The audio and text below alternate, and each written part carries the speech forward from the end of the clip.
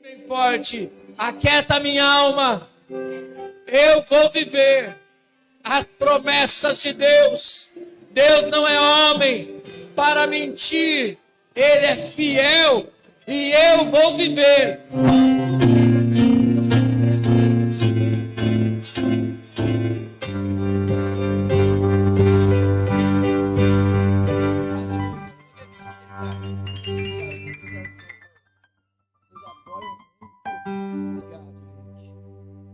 Abre sua Bíblia comigo.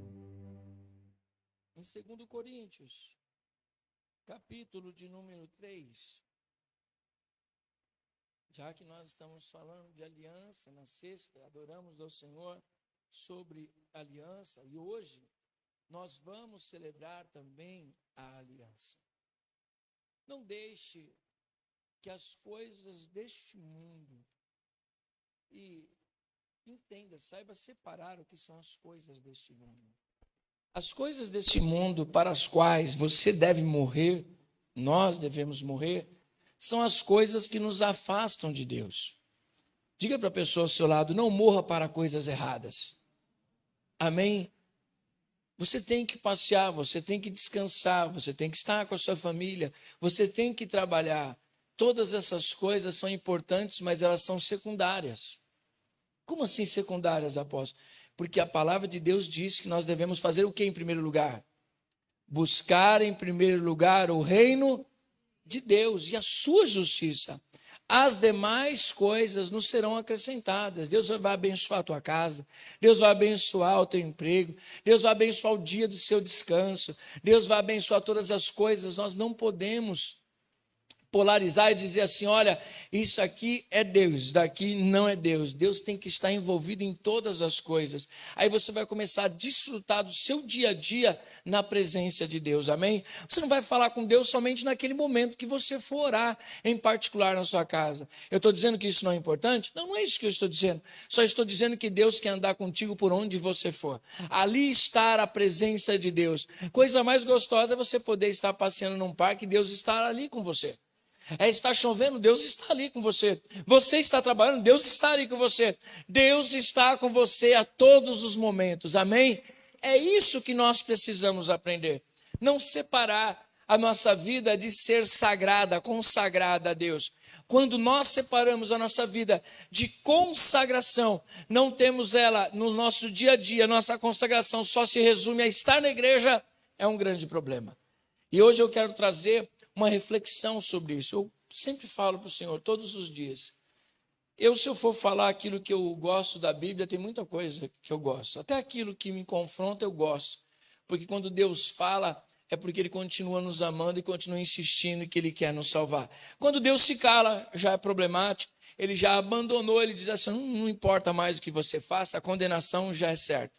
Mas quando Deus ele vem e insiste na palavra, é porque Ele te ama. Amém? Se preocupe quando Deus se cala. Quando Deus se cala, já era. Mas enquanto Ele está falando, enquanto Ele levanta um profeta, enquanto Ele está falando através da palavra dEle, e Ele sempre está falando, é porque Ele te ama, é porque Ele quer restaurar a sua vida. Amém? Diga para a pessoa ao seu lado, você é amado por Deus. Amém? Se eu tenho um recado de Deus para você que talvez você esqueceu, é que você é amado por Deus. Amém? Você pode dizer para a pessoa assim, mas olha, faz assim. Eu costumo dizer que jamais eu vou conseguir falar com realidade para uma pessoa que Deus a ama se eu mesmo não desfrutei deste amor. Quem já desfrutou do amor de Deus? Então agora você olha para o zoinho dessa pessoa aí, que talvez você não sabe o que ela passou na vida dela, você não sabe da história dela, mas olha no zóio dela assim, com muito amor, e diga assim, Jesus te ama. Amém? Se coloca de pé um momentinho, por favor. Se coloca de pé. Se coloca de pé. Eu falo que tem algumas coisas que são poderosas. Uma delas é café. Amém?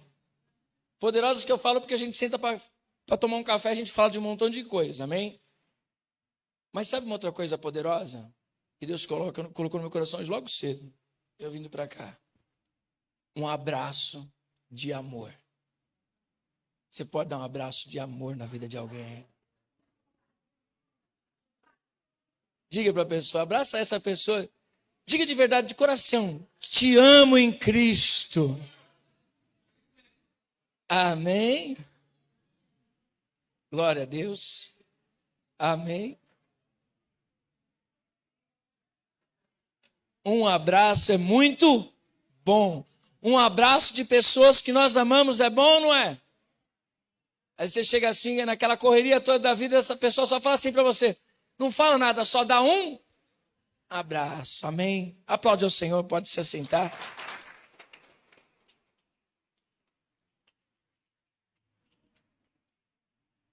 Um abraço faz a gente sentir amado, protegido, acalentado. Não é bom, Fátima? A gente fala, dá um abraço aqui.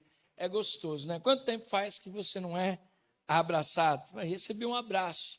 Receber esse amor de Deus. Ter essa intimidade, companheirismo. E essa carta que nós vamos estar falando aqui hoje, ela fala justamente sobre isso. Eu peço para Deus sempre assim, eu falo, Senhor, eu quero pregar uma palavra, mas uma palavra que faça sentido primeiro para o seu coração. O que o Senhor quer para nós. Falar de um monte de coisa que a gente precisa, tem tanta coisa que a gente podia falar.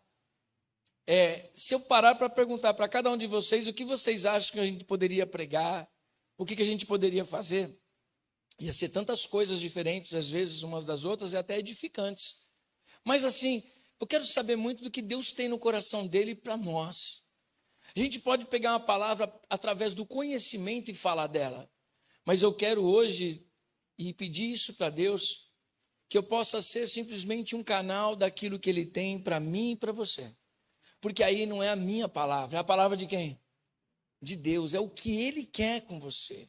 Eu sou simplesmente o pregador da palavra de Deus, eu sou simplesmente o megafone de Deus para a tua vida, mas é Ele quem faz todas as coisas, foi Ele quem te trouxe aqui, foi Ele quem fez milagre na tua vida, é Ele que tem aberto portas para você, Ele tem cuidado de você, tudo foi Ele. Então toda a glória seja dada a quem?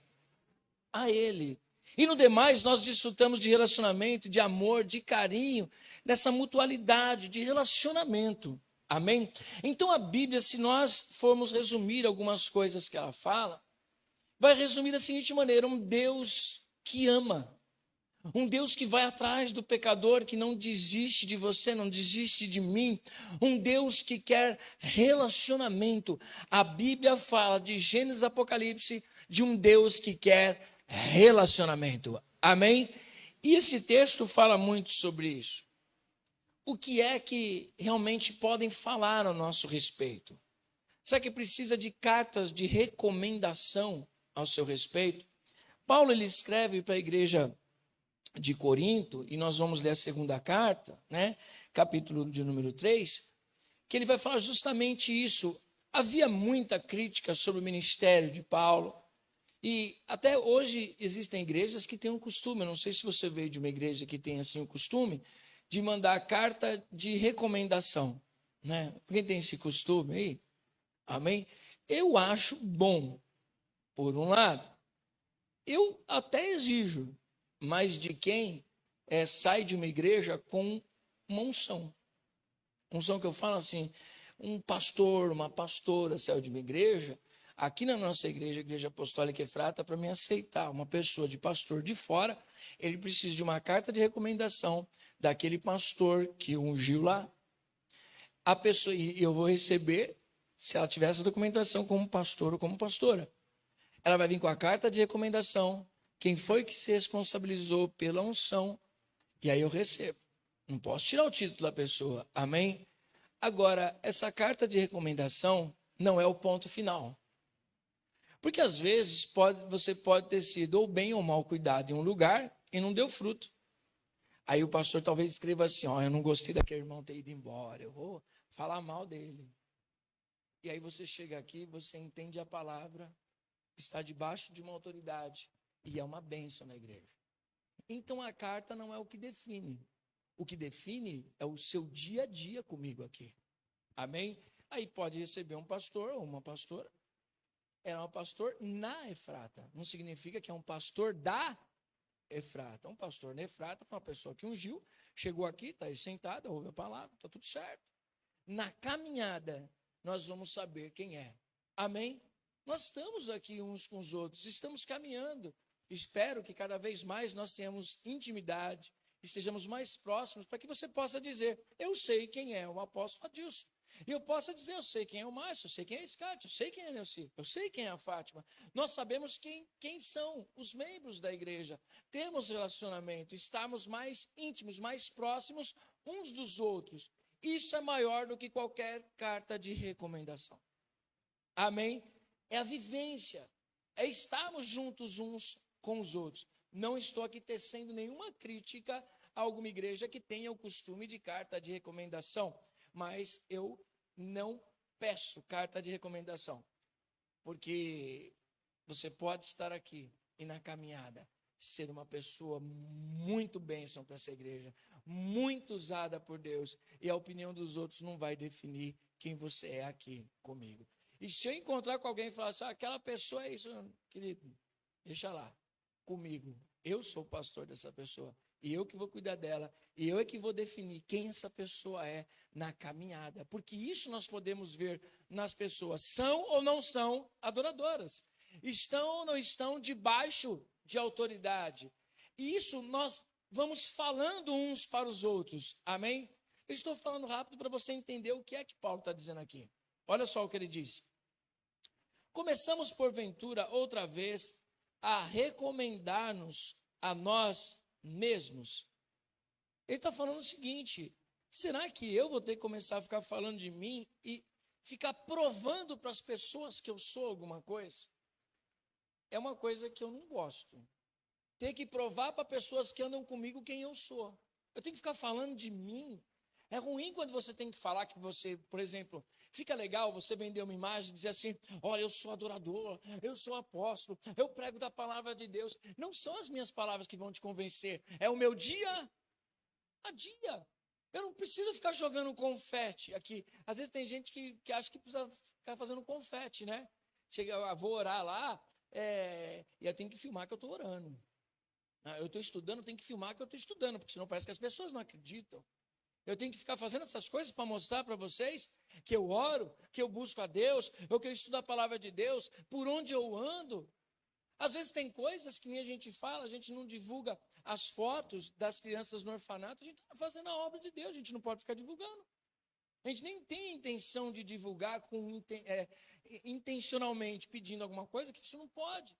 Mas nós estamos com foto ou sem foto.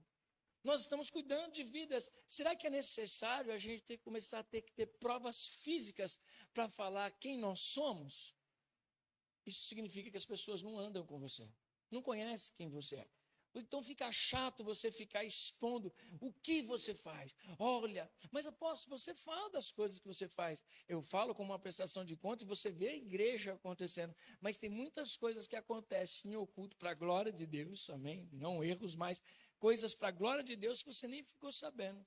E a igreja fez para a glória de Deus. Então você olhar as ações, não precisar de fotinhos e nem de cartas de recomendações, mas você vê no dia a dia, quando você está perto, quem é aquela pessoa. O adorador, ele não precisa ficar jogando confetes para mostrar que ele é adorador, não precisa ficar dizendo, eu estava lá orando, porque você quer dizer uma coisa para você, tem muita gente que não aparece no altar, e lá naquele grande dia, aquelas pessoas que menos apareceram são as pessoas em mais destaque lá na presença de Deus. Você vai falar, nossa, você por aqui? Espero que você esteja lá também, amém? Diga para o irmão que está ao lado, espero que você esteja lá, amém? Mas enquanto você está dormindo lá na sua casa, você acha que não é importante, mas tem uma intercessão orando por você. Enquanto você está lá trabalhando, enfrentando os seus gigantes, tem pessoas orando por você, tem pastores, tem intercessão, tem eu, tem outros irmãos e irmãs, tem pessoas. Talvez você não saiba, mas a intercessão passou o mês passado, todas as quartas-feiras aqui orando pela igreja. Nossa, apóstolo, mas aí você está evidenciando. Eu estou evidenciando não para trazer glória, a glória seja de Deus, porque ninguém me pediu isso, mas é para você ver que a sua igreja é uma igreja que ora, é uma igreja que prega a palavra de Deus, tem pessoas que levam a sério fazer a obra de Deus. Quem está entendendo pode dar um glória? Aí Paulo está dizendo, será que a gente vai ter que precisar ficar fazendo merchandising disso, para vocês acreditarem que nós somos pessoas espirituais, que nós somos pessoas de Deus. Amém? Aí ele faz outra pergunta: ou temos necessidade, como alguns, de carta de recomendação para vós outros, ou de vós? Ou seja, será que eu preciso apresentar para vocês uma carta de recomendação? Ou será que vocês precisam me dar uma carta de recomendação?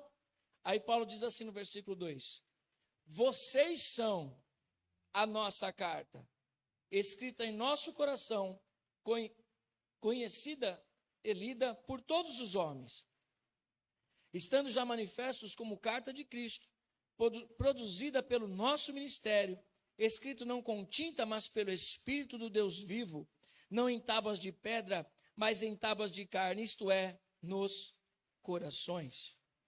Ele está dizendo que se você quer carta de recomendação de um pastor, olhe para onde?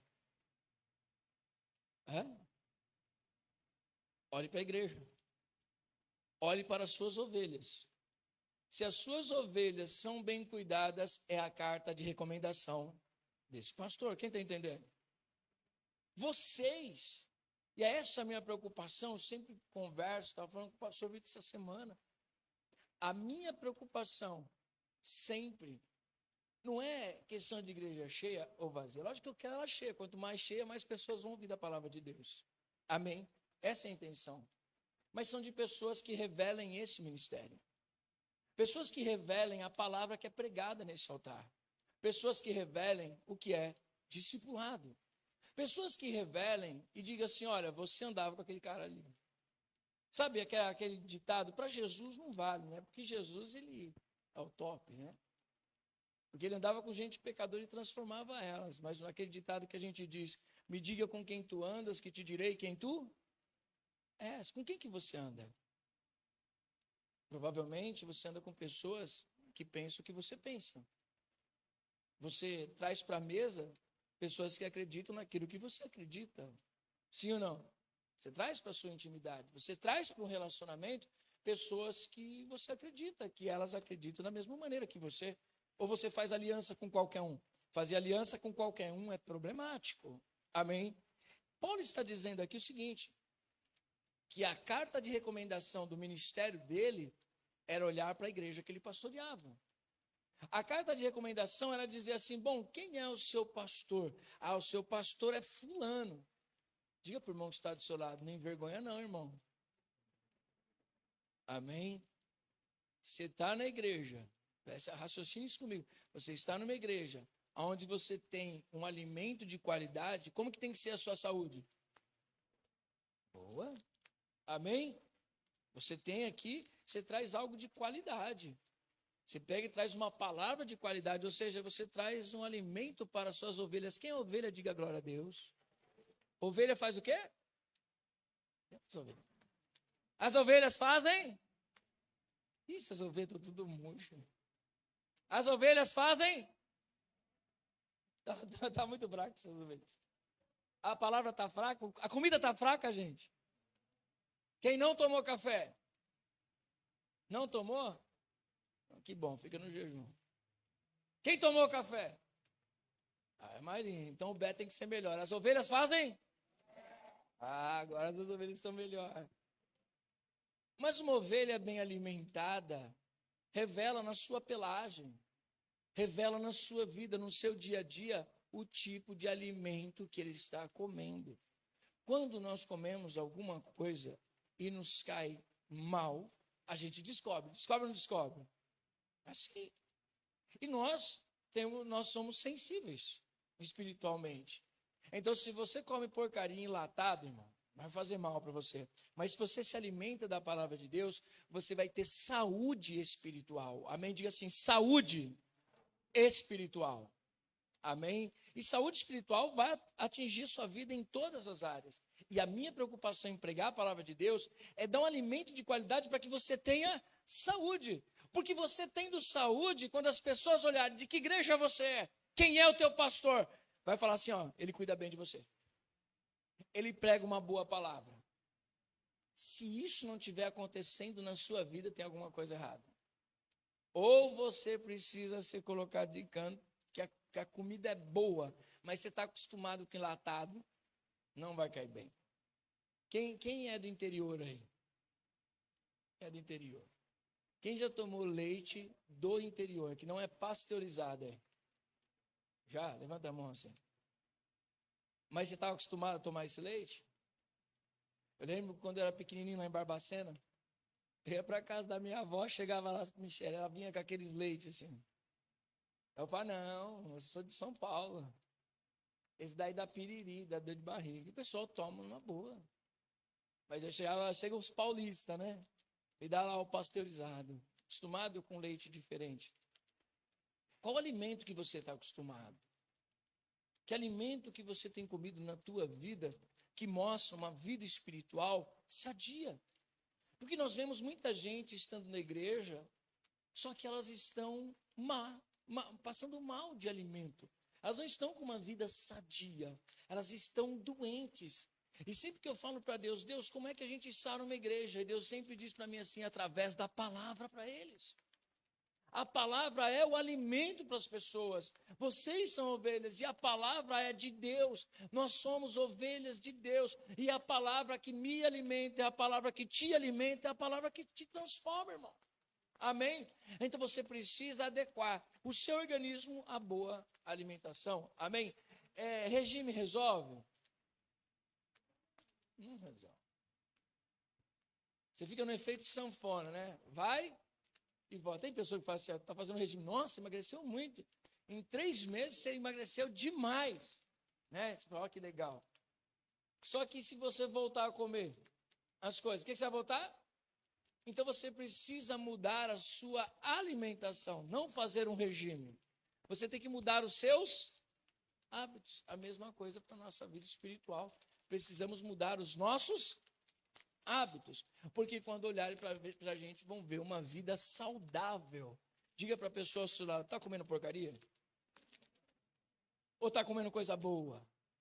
Amém? O que você lê, o que você escuta, o que você assiste, com quem você anda, tudo isso mostra a sua vida, como que ela está. Amém? Quem está entendendo, digam glória a Deus. Amém? Diz assim a palavra, ó, versículo 3. Estando já manifestos como carta de Cristo, produzida pelo nosso ministério, escrita não com tinta, mas pelo Espírito do Deus vivo, não em tábuas de pedra, mas em tábuas de carne, isto é, nos corações. Se primeiro Paulo está dizendo sobre ele, sobre a carta de recomendação do ministério dele, são as pessoas, agora ele está dizendo que essas pessoas, por causa das experiências, vão dar testemunho dele, agora essas pessoas também vão ser lidas. Diga para a pessoa ao seu lado, você vai ser lido. Você é um livro, amém? Diga assim, eu sou uma carta. Isso é coisa antiga, né? Essa linguagem da Bíblia, ela é antiga. Carta. Porque a gente tem e-mail, a gente tem WhatsApp. Na época, o Paulo ia dizer assim, vocês são um WhatsApp. Para um download de vocês. Não falava assim, mas ele dizia assim, vocês são uma carta. Quem é da época da carta? Lembra daquela época da carta, aquele trabalho todo? Eu me lembro, a gente tem uns parentes lá no interior de Minas. Escreve uma carta, vamos escrever. Escreve aí pro tio. Aí escreve lá. Uma semana, chegava lá. Aí eles escreviam de volta para cá. Aí chega uma carta do tio, viu uma carta. Aí você lia a carta. Aquela carta falava como que eles estavam, né? Estava escrito ali como que eles estavam. As galinhas deram cria, tem agora 8, só tinha 4, agora tem 8, né? Era para ter mais, mas aí eu fiz os omelete e tal, né? Olha aquela galinha de quando você vinha aqui, morreu, aquele boi também morreu, virou churrasco, olha e tal, não sei o quê. Quando a carta voltava, já estava acontecendo outras coisas, não é? Tudo é tão rápido. Puxa, esqueci de falar isso na carta para a pessoa. Agora é tudo tão rápido, né? E o tempo deveria ter sobrado mais e o tempo tem sido menor.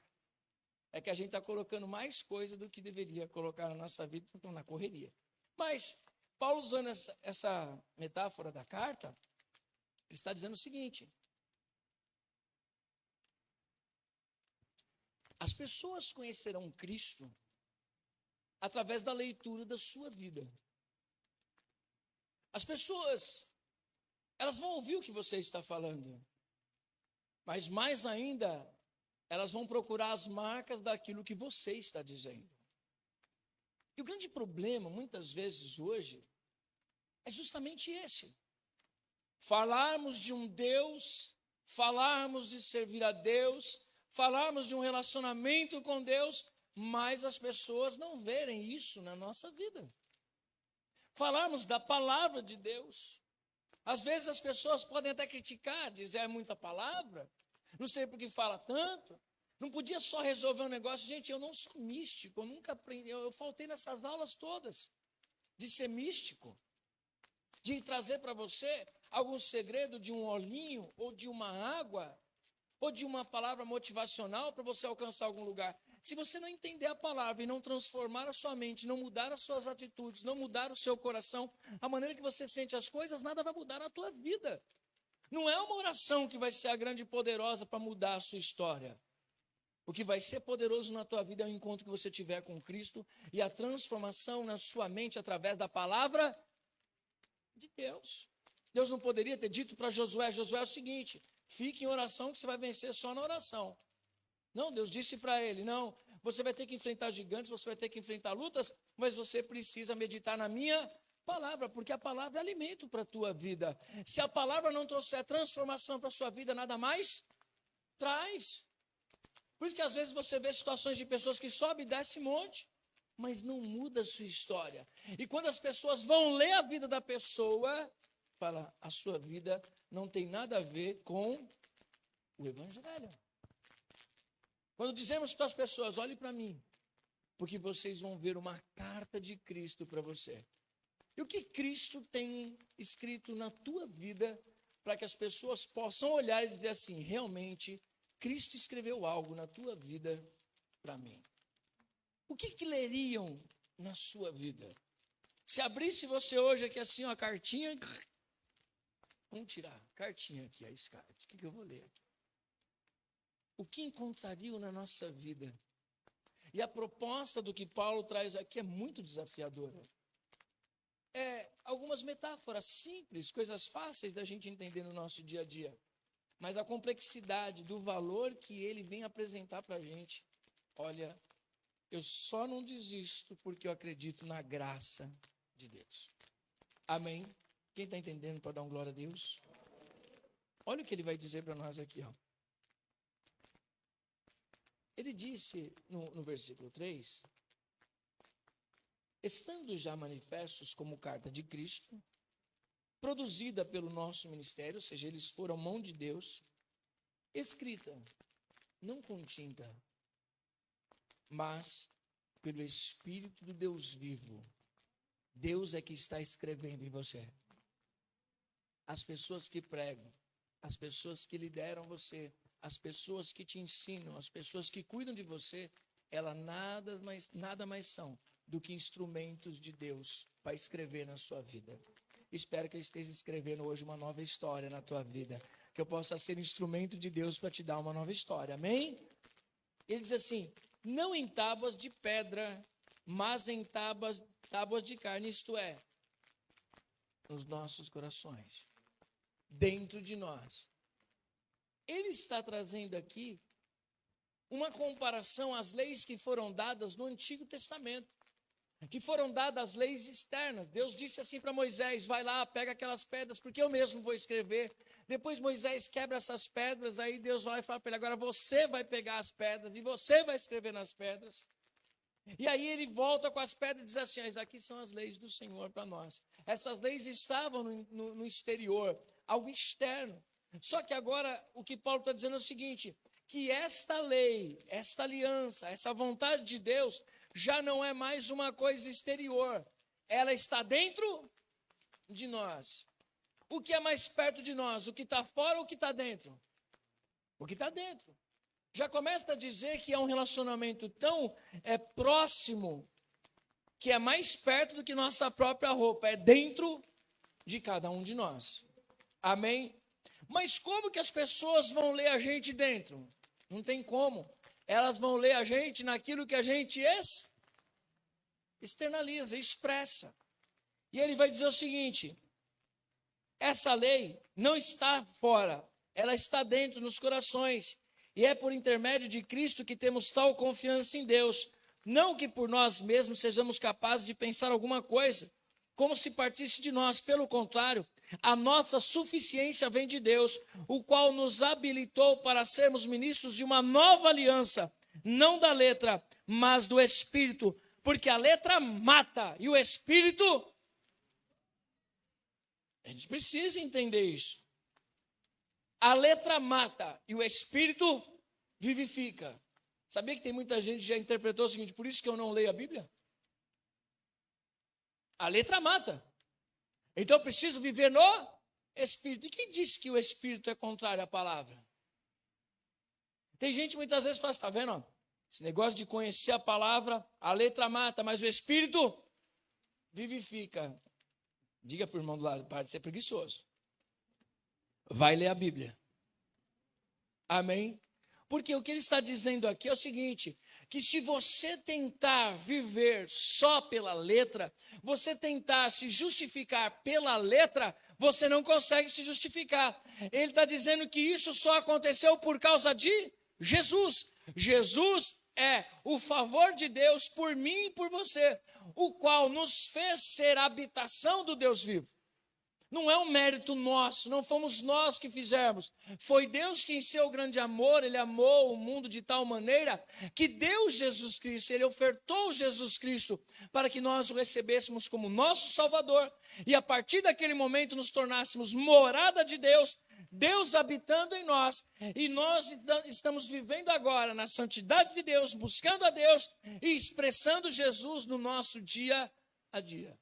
Mas isso não é um feito nosso. É uma ação do Espírito em nós. Amém? Aí ele vai dizer o seguinte: esse ministério que nós recebemos não é para viver como no passado. Agora nós somos diferentes. Só que esse diferente é um desafio. Quem conhece um pouco da história de Moisés, aí levanta a mão e dá um glória a Deus. Moisés é um grande referencial, não é? Gente, para mim, eu já disse, não vou cansar de dizer, que ele é um referencial de líder para mim.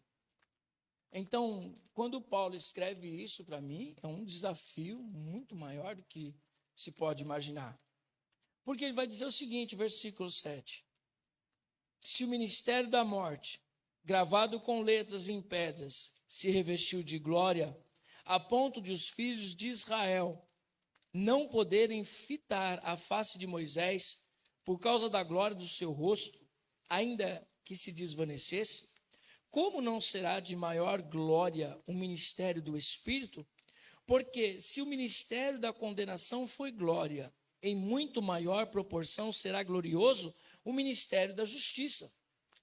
Porquanto, na verdade, o que outrora foi glorificado neste respeito já não resplandece diante da atual sobreexcelente glória, porque se o que se desvanecia teve sua glória, muito mais glória tem o que permanece. O que ele está dizendo é o seguinte, imagine só, gente, esse homem, Moisés, ele era um homem que, segundo diz a palavra, falava com Deus face a face. O que isso significa? É que ele via Deus? Não. É que ele não tinha intermediários entre ele e Deus. Então Deus não, para falar com Moisés, ele não usava um profeta. Deus mesmo vinha e falava com Moisés. Mas como que era esse negócio todo? A Bíblia não é muito clara como que acontecia isso. Só diz que ele falava com Deus e Deus falava diretamente com ele. Era um homem que entrava na presença de Deus e passava 40 dias lá trancado no escritório de Deus. Uma certa vez, ele vai lá no escritório de Deus e passa os seus 40 dias. Quando ele volta com o rosto resplandecendo. Quando ele chega com o rosto resplandecendo, o pessoal não conseguia olhar para o rosto de Moisés e diz para Moisés, Moisés, coloca um véu no seu rosto, porque essa glória que está brilhando através do seu rosto, nós não podemos suportar de tanta glória que existe no seu rosto, porque você estava em comunhão com Deus. É fraco ou é forte? É fraco ou é forte? É forte. É forte. Já pensou? Estava ali na presença de Deus, aí eu chego aqui assim, pá, parecendo um sol assim. Aí vocês falam, apóstolo, por favor, pega lá um pano lá da dança, lá, coloca no rosto, porque está ofuscando a minha visão. Né? Se isso é um desafio, olharmos para esse homem e ver ele vivendo isso daqui, Paulo ser ousado e dizer que esse ministério era transitório. Então, por exemplo, se eu tenho o meu rosto resplandecendo, e eu vou lá e cubro o meu rosto, para que você não fique com a sua visão prejudicada, você vai conseguir olhar para mim, amém? Se eu levantar o véu, e o meu rosto estiver brilhando para você, você vai logo sentir, vai logo sacar. Agora, e se eu tiver com véu e o meu rosto não estiver brilhando? Vocês vão perceber? Não. Ou seja, eu posso colocar o véu da religiosidade, isso não significa que eu tenho um relacionamento com Deus. Eu posso ter Bíblia, eu posso ter conhecimento, mas isso sem relacionamento com Deus é ofuscado. Você não tem glória para resplandecer. Mas aí você coloca o pano, aí o pessoal pensa tudo o quê? Está cheio da glória, mas não está. A Bíblia diz que não era sempre que Moisés estava com o rosto resplandecendo. Foi naquele momento, mas sempre ele estava. Então poderia acontecer, não estou dizendo que a Bíblia disse que aconteceu, mas poderia facilmente enganar as pessoas. Sim ou não? Eu vou chegar aqui com o véu, você vai achar que eu estou cheio da glória. Sim ou não? Agora, se eu chegar com o rosto descoberto, ou seja, sem o véu, ou estou cheio da glória, ou eu não estou. Eu não tenho como maquiar isso. Ou estou ou não estou. Eu não tenho como te enganar. Essa glória transitória, era é possível manipular, enganar as pessoas só com uma vida exterior, como os fariseus diziam. Nós somos as pessoas da religião, nós somos a pessoa do relacionamento com Deus. E tem histórias que eu leio da palavra e eu fico assim, meu Deus do céu. Quando Jesus está ali na beira do tanque de Betesda, um homem há 38 anos, diga assim comigo, 38 anos. Gente, vem cá comigo, por favor. Imagine você 38 anos numa maca. É coisa boa ou é coisa ruim? Coisa ruim. Você se depender dos outros para te levar até um lugar para talvez você ser curado. É bom ou é ruim? Viver na dependência de alguém é a pior coisa, sim ou não? Não é querendo ser um nariz empinado, mas é ruim. Não é bom você ter autonomia? Amém? Você ser independente, é bom ou não é, gente? Agora imagine esse homem, 38 anos, sendo colocado naquela multidão, esperando as águas serem agitadas, e nada dele conseguir descer lá. De repente chega Jesus para aquele rapaz que há mais de 38 anos era levado naquele lugar. Uma vida de 38 anos é tempo, hein, gente? Mas o que eu acho lindo dele é que ainda tinha expectativa. Com 38 anos, diga assim comigo, 38 anos, tinha expectativa. Você tem expectativa? Que expectativa te motiva? Que expectativa você tem da sua vida? Eu me lembro, há muito tempo atrás, uma vez um senhor veio trazer uma ministração numa igreja que eu era membro, e ele tinha 88 anos, parece. Ele tinha um trabalho com missionário, com orfanato, ele tinha trabalhos com pessoas, com idosos, e ele dizia com 88 anos, e eu estou querendo abrir um projeto assim, assim, assado, porque Deus vai fazer isso, Deus vai fazer aquilo. 88 anos. A pessoa ainda quer viver, ainda tem projeto, ainda tem sonho. Quem está entendendo? Esse rapaz está lá. Jesus pergunta para ele, quer ser curado? Ele diz o quê? Eu não tenho amigo. Jesus não perguntou para ele se ele tinha amigo, perguntou se ele queria ser curado. Aí ele vai lá, é curado. Jesus diz para ele, pega a tua maca, a tua cama e vai-te embora. Ele não sabe quem é Jesus. Ele pega a maca dele, depois de 38 anos, o cara sai com aquela maca debaixo do braço. As pessoas encontram ele e dizem assim, rapaz, o que você está fazendo hoje? É sábado. Você está com a sua maca debaixo do braço, você não poderia estar com a sua maca debaixo do braço. Ele falou assim, mas quem me mandou foi um cara que eu não sei quem é. Eu sei que eu não podia andar, ele falou para mim, pega a tua maca e anda, e foi instantâneo. Eu peguei minha maca e saí andando. Mas você não pode, hoje é sábado. Irmão, eu já falei para vocês, estressado, eu daria com aquela maca na cabeça deles tudinho. Porque faz 38 anos que eu estou ali, ninguém me ajuda em nada. O dia que eu sou curado, vem falar para mim da maca, irmão, que ele virou a arma na minha mão.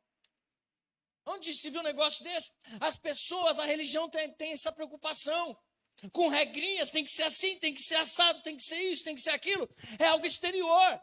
E Jesus está dizendo, a minha lei é no interior. A minha vida com vocês é de relacionamento, não é aparência. É isso que ele está dizendo aqui, ó.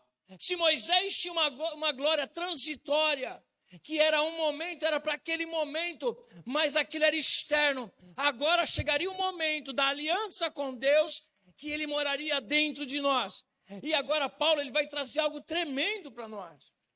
Se era uma glória ver tudo isso acontecendo em Moisés, olha a ousadia de Paulo. Versículo 12. Diz assim, ó. Tendo, pois, tal esperança, servimos-nos de muita ousadia no falar. Não somos como Moisés, que punha o véu sobre a face, para que os filhos de Israel não atentassem na terminação do que se desvanecia. Mas os sentidos deles se embotaram, pois até o dia de hoje, quando fazem a leitura da antiga aliança, o mesmo véu permanece, não lhe sendo revelado que em Cristo é removido. Mas até hoje, quando é lido Moisés, o véu está posto sobre o coração deles. Quando, porém, algum deles se converte ao Senhor, o véu é retirado. Ora, o Senhor é o Espírito. E onde há o Espírito do Senhor, aí há liberdade. Diga assim, aonde há o Espírito do Senhor, aí há liberdade. Liberdade o quê? Que liberdade é essa, apóstolo? É essa liberdade de expressar Deus todos os dias da minha vida. A liberdade de expressar Deus por onde eu andar. Aonde eu estiver, eu posso expressar Deus. Eu posso expressar Deus de manhã, à noite, no trabalho, na igreja, nos relacionamentos, na escola, com os amigos. Por quê? Porque agora não é mais exterior, agora Deus habita em mim. Agora eu posso andar por aí e expressar Jesus através da minha vida.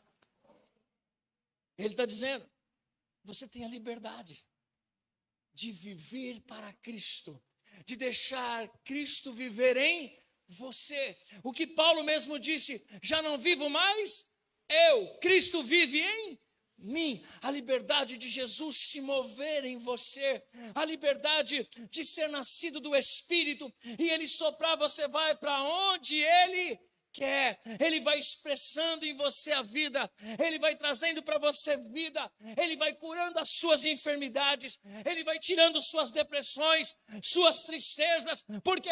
Porque aonde o Espírito passa, Ele vem trazendo cura para a gente. Aonde o Espírito se move é lugar de milagre. Mas o apóstolo está dizendo que essa glória de Moisés, ela foi transitória. E ele está dizendo que agora nós estamos com a cara limpa, sem véu nenhum, podendo mostrar Jesus em cada dia da nossa vida. Ele está dizendo, vocês têm essa liberdade. Agora você tem a liberdade de entrar na presença de Deus. Agora você pode estar lá diante do Senhor. Agora nenhuma condenação há para os que estão em Cristo Jesus, que não andam mais segundo a carne. Romanos para nós, aqueles que podem entrar na presença de Deus, aqueles que foram justificados em Cristo, agora eles têm liberdade de servir a Deus, de sentir. Meu irmão, deixa eu dizer uma coisa para você. Às vezes eu fico perguntando para Deus porque nós não temos noção do que é isso. O que é ter o Espírito Santo de vez em quando? Imagine para eles naquele momento, Jesus ainda não tinha sido o sacrifício perfeito oferecido por Deus. Todas as coisas apontavam para Cristo. Mas Cristo ainda não tinha vindo, mas chegando à plenitude do tempo, veio Jesus, ele como sumo sacerdote entra na presença de Deus, e aquilo que era de vez em quando, agora nós nos tornamos morada, não é transitório, está dando para você entender isso? Não é transitório, você não é uma casa de aluguel, você e eu, nós somos propriedade exclusiva de Deus. Ele nos comprou no seu sangue. Então você é de Deus, você é casa de Deus, você é Betel, casa de Deus, lugar da habitação de Deus. Deixa ele habitar na sua vida. Deixa ele sarar você. Você pode dizer, pode vir, Senhor. Olha só o que ele diz aqui. Ministério do Louvor, pode vir, por favor. E todos nós, com o rosto desvendado, contemplando como por espelho a glória do Senhor, somos transformados de glória em glória na sua própria imagem, como pelo Senhor o Espírito. Ele está dizendo no versículo 18, nós agora, sem máscara nenhuma, podemos andar pela rua e dizer, pode olhar para mim que vocês vão ver a presença de Deus. No desejo de vida, no desejo de viver a cada manhã, no desejo de adorar ao Senhor, no desejo de vida, as pessoas vão olhar para você e falar assim, olha, eu vejo vida em você, eu vejo Jesus em você, mas você não vai ser uma coisa só transitória.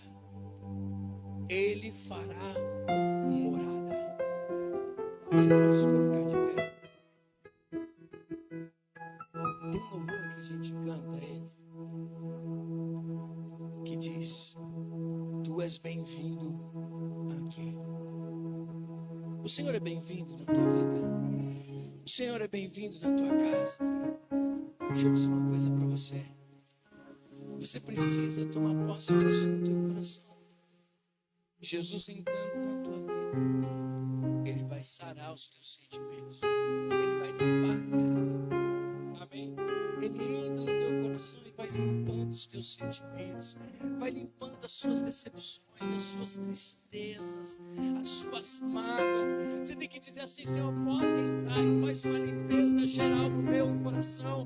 Senhor, eu quero ser sarado na minha intimidade, no meu interior, porque eu não consigo amar pessoas, eu não consigo perdoar pessoas, eu não consigo me perdoar, não consigo perdoar as pessoas, eu não consigo, Senhor, viver aquilo que a tua palavra diz. Aí você vai sair do nível religioso e vai entrar no nível da adoração, em espírito e em verdade. Imagine só, você vê pessoas falando em você, pessoas que não querem acordar pela manhã, porque não querem mais viver. Agora o Espírito Santo toma ela e ela diz assim, eu tenho alegria de vida. Pessoas que não conseguem desfrutar deste amor de Deus em suas vidas, que precisam ser saradas. A palavra de Deus está aí disponível para sarar a gente. Apóstolo, mas o que é que trava a gente? Para a gente não ter vontade de viver, não ter vontade de acordar. Primeira coisa é não confiar que Deus está no controle de todas as coisas. Porque aí você vai acordar, você vai ouvir um monte de notícias, você vai ouvir de paralisação, você vai ouvir de governo, você vai ouvir falar uma coisa, vai ouvir falar de outra, você vai ver pessoas matando, pessoas roubando, você vai ver um monte de coisa acontecendo nesse mundão aí, sim ou não? E se você não confiar que Deus está no controle de todas as coisas, você não vai ter esperança. Mas o salmista, em várias partes, ele diz que a confiança dele está no Senhor. Os que confiam no Senhor são como os montes de Jerusalém, que não se abalam. Bem-aventurado, bendito é aquele que habita no esconderijo do Altíssimo, à sombra do Onipotente descansará. É isso que a palavra de Deus diz. Apóstolo, mas tem más notícias. Sempre houveram más notícias. Então, a primeira coisa é: confie que Deus está no controle de todas as coisas. Segunda coisa, olhe para dentro de você.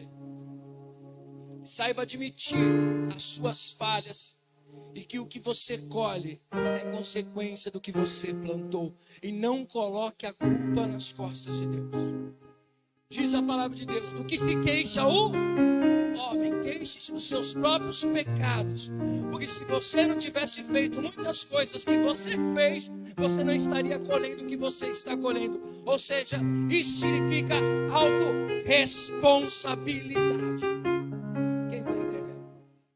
Porque enquanto você não tiver isso, você vai achar que o mundo te deve alguma coisa, que alguém tem que te dar alguma coisa, que alguém te feriu, que alguém isso, alguém aquilo. E você precisa assumir as suas responsabilidades. Amém? Assumir que eu estou aonde eu me coloquei. Diga assim: estou colhendo o que tenho plantado. Então, como resolver isso? Muda a plantação. Amém? Outra coisa que a gente precisa: limpar o nosso interior. Como que a gente limpa isso? Se perdoa e perdoa os outros. Porque se você não se perdoar, você vai carregar o que em você? Remorso. E carregar remorso é a pior coisa na vida. Tristeza, ela diminui e às vezes passa. Remorso não. Se você viver com remorso no teu coração, você vai viver com um defunto que você nunca vai jogar fora. O que você tem que fazer então? Olhar para dentro e dizer assim: eu preciso me perdoar, porque se Cristo levou sobre si todas as minhas dores, eu não vou viver com essa acusação dentro de mim. Eu vou me perdoar. Eu vou olhar para mim. Como que a gente se perdoa? Eu olho para dentro de mim e falo assim: miserável homem que sou. Não consigo ser tudo aquilo que Deus quer que eu seja. E louvado seja Deus pela graça dele. Senhor, eu estou aqui não porque sou digno, mas é por causa da sua graça. Senhor, eu sei que eu sou uma pessoa que não presta, eu sei que eu sou uma pessoa que fez um monte de coisa errada, eu sei que eu sou uma pessoa que falho, provavelmente mesmo não querendo eu vou falhar de novo, mas eu estou na sua presença, não porque eu mereço, eu estou na tua presença por causa da graça. E eu tomo posse para a minha vida do teu perdão, Senhor. Opa! Mas ainda não está totalmente limpo. Porque se eu quero liberar perdão para mim, eu preciso entender a oração do Pai Nosso. Perdoa-nos as nossas dívidas ou as nossas ofensas, assim como nós temos perdoado aqueles que nós ofendemos ou aquele que nós devemos. Amém? Sabe o que você está dizendo?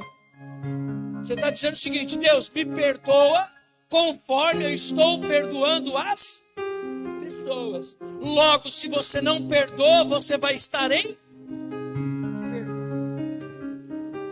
Então não adianta você tomar posse de ficção. Você tem que tomar posse da realidade. Você tem que entender: eu fui perdoado por Deus, então eu tenho que perdoar pessoas. Eu tenho que liberar perdão. Amar, perdoar não é sentimento. Amar, perdoar se chama decisão. Eu estou esperando bater aquele sentimento de perdão. Quando bater o sentimento, eu perdoo, ele diz. Quando bater o sentimento de amar, eu amo. Ei, irmãos, esse sentimento não vai bater nunca.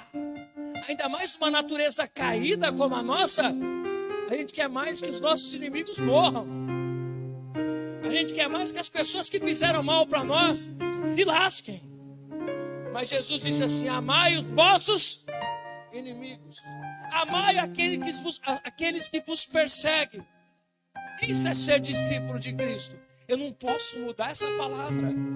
Talvez você diga: não, apóstolo, vem cá, você ora por mim, porque eu vou ser curado de todas as minhas enfermidades. Mas não toca no assunto de perdoar alguém. Nem, irmão, eu não estou com a voz muito boa, não me faz perder tempo. Credo, apóstolo, está negando uma oração? Não, Só estou dizendo que a minha oração é ineficaz se você não tem um posicionamento com aquilo que está sendo falado. Não tem gente que fala, vem orar por mim, vem orar por mim. Ah, vem cá. Estava no mercado, do nada, assim, escutando a pregação. Aí passou duas moças assim por mim e falou assim, posso orar por você? Eu falei, não. Aí, só ficou sem graça assim. Eu falei, não. Eu falei assim, não? Eu falei, não. Não. Eu falei, não. Tá bom. Deus te abençoe. Eu falei, Deus te abençoe também, em nome de Jesus. Acho que a menina não entendeu nada.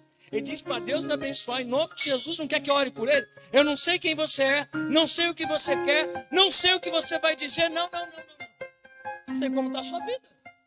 Porque a pessoa chega na rua, Paulinho, quantas vezes não vai fazer resgate uma alma na madrugada, o pessoal, não, deixa eu orar por você. Que vai orar por mim, rapaz? Vai ter vida com Deus. Sei quem você é. Porque a oração de uma pessoa que não está alinhada com Deus não surte efeito. Sim ou não? Se na hora da oferta, Jesus diz assim, ó, deixa a sua oferta no altar, se reconcilia com o seu irmão, senão a sua oferta não vai ser aceita. Por que a gente vai ficar insistindo que a coisa tem que ser diferente? Se Deus disse para o Caim, a sua oferta e nem você foi aceita, por quê? Porque você tem ódio do seu irmão. Ué, como que eu posso mudar essas verdades da Bíblia? Então o que a gente está cantando, o que a gente está pregando, o que a gente está ofertando, o que a ceia que a gente está tomando, não está valendo nada se nós não nos alinharmos à palavra. Arrependei-vos dos vossos pecados. Arrependimento. O problema não é pecar, o problema é não se arrepender. Isso cessa o manifestar de Deus na nossa vida. Então essa manhã é manhã de você liberar perdão, de você se perdoar, de você se arrepender. Porque eu quero dizer uma coisa, tem coisas que eu não posso fazer como líder, eu não posso fazer como pastor, mas Deus, o Santo de Israel, pode. Ele sabe quem é você. Ele está dizendo para você hoje, abre o teu coração, libera perdão, se perdoe, seja curado em nome de Jesus. Aí então você vai acordar e falar assim, como é bom viver. Não para com isso, rapaz.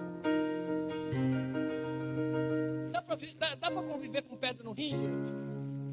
Quem já teve sabe que não dá aquelas pontadas e dói. Quando o dia não é um alívio, é uma coisa doida que eu procuro entender. É meu cérebro que lê. Eu sou cabeludo? Não, né? Pode dizer que não. Mas eu não sei que sensação é essa. Que o cara passa a máquina 1, cai uns fios, mas eu me sinto tão diferente. O cara chegou pra mim e falou assim, cara. Falou assim, ó, você não quer fazer um pacote com a gente não? Eu falei, do quê? Ele falou assim, você pode cortar mais de uma vez o cabelo no mês, você paga só R$80. Eu falei assim, querido, você ganha dinheiro de graça, como? Agora se eu vier aqui, você vai fazer um cafuné, vai passar um produto na barba, né, Alex? E aí, Alex, tira ou não tira? Não tira? Sabe? Só assim no Gabrielzinho. Dá beijinho, coloca assim. Aí eu falei, se você me der o pacote, só fazer as pontinhas aqui, só para dar aquela relaxada, beleza. Mas agora, fazer esse pacote todo aí, eu vou jogar dinheiro fora. Mas é interessante que quando corta só as pontinhas assim, só, Alex, eu saio de lá, me sinto mais limpo. Me sinto cheiroso. Oh, nossa, que gostoso. Quem corta cabelo e sente assim? Tem alguém que sente assim?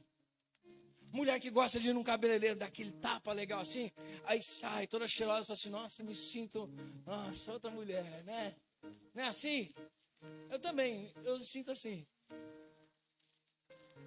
Tem coisas que a gente vai carregando na nossa vida que a gente não sabe o que é viver sem ela. O dia que tira, você fala, nossa, que paz gostosa. Como eu me sinto limpo. Eu não sabia que era tão bom assim. Se não teria feito faz tempo. Assim é quando a gente lava a nossa alma. Assim é quando a gente lava os nossos sentimentos. A gente vai dizer assim: eu devia ter feito isso faz tempo. Diga para a pessoa ao seu lado: joga fora isso daí. Amém? Joga fora. Joga fora, porque senão você vai acordar todo dia triste. Você vai acordar todo dia revoltado da vida. Por quê? Você não conseguiu liberar perdão. Aí sempre a culpa vai ser de quem? Dos outros. Nunca a culpa vai ser sua. Sempre a culpa das suas tristezas é... Qual é a culpa da tristeza da pessoa que não quer viver? A culpa é o mundo que está um caos. A culpa é as coisas que não dão certo na sua vida. A culpa é que eu não tenho um carro. A culpa é que eu não tenho dinheiro. A culpa é que eu não tenho isso. Mas enquanto você tinha? Mas também tinha outra coisa que era culpa. Sempre tem um culpado para a sua tristeza. Quem está entendendo? Deus está querendo lavar você. Para que você acorde e diga assim: eu sou uma carta de Cristo a esta geração. Uma pessoa sarada. Uma pessoa curada pelo poder do Espírito Santo. Amém? Você recebe essa palavra no seu coração? Deixe Cristo viver em você. Deixa resplandecer a glória de Deus.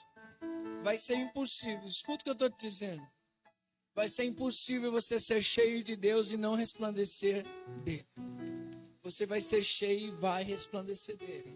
E quando ele vem curando tudo, viu? Ele vem curando tudo. Você por dentro. Você começa a ser uma outra pessoa. Você começa a ser menos amargo. Você começa a ser menos reclamando da vida. Quem está entendendo? É isso que é transformação. Tem gente que vem na igreja e sai amargurada. Por quê? Precisa disso. Precisa disso. Não consegue ir para frente. Porque tem uma âncora na sua vida. E essa âncora está te impedindo de crescer, de viver. Tem coisas que se tornam psicossomáticas. Tem coisas que você pode estar doente na carne, mas o teu problema é na tua alma. Você vai no médico, o médico te revira e não acha o que é. É só você sentar, raciocinar bem, deixar a palavra falar com você. Você vai ver que Deus vai trabalhar bem no centro, nessa ferida que está aí, ó, para sarar você. Amém? Que você seja curado no teu corpo, na tua alma, no teu espírito. Você seja plenamente curado em nome de Jesus. Amém? Acordar pela manhã e saber que você não deve nada para ninguém. É bom ou não é? É isso que Deus quer fazer com você. Com Deus, perdoado. Com pessoas, perdoado. Então você vive em liberdade. Ponto. Quem entendeu a conta, dá um glória a Deus. Terça-feira eu espero você aqui. Para a gente aprender um pouquinho mais da palavra de Deus. 8h da noite. Que a tua semana seja uma semana abençoada. E eu convido você que está ouvindo essa ministração, você que está aqui hoje, a essa semana já começar a projetar o seu 2023 e dizer: o Senhor vai mexer na minha vida, mas eu vou ter um 2023 transformador. Em nome de Jesus eu declaro toda a sorte de bênção sobre a tua vida. Eu declaro uma semana abençoada. Eu declaro uma semana próspera, de cura para a tua vida, cura para as tuas finanças, prosperidade em nome de Jesus Cristo.